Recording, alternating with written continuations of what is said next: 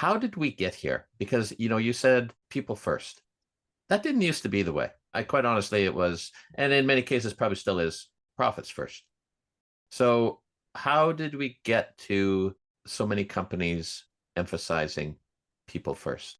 That is a great question. And I think a lot of, well, there's still a lot of leaders that are not yet there in Hmm. understanding the importance and value of creating people first culture, not just for the sake of the individual's happiness and engagement, but for the impacts that it has on the bottom line. So I think it's been an evolution.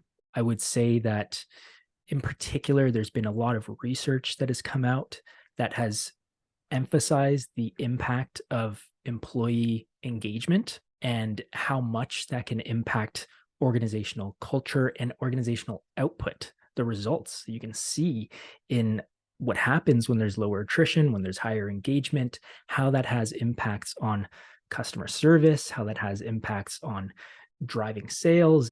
And so, given that there's now tangible evidence proving that when you care about your culture, you care about your people, there's a real practical payoff. And leaders who are kind of recognizing that are starting to pay more attention and figure out, okay, how do we come at our culture from that perspective, as opposed to a very long standing tradition that's focused back on since the industrial age, that's purely focused on performance and purely focused on results, which are also still important.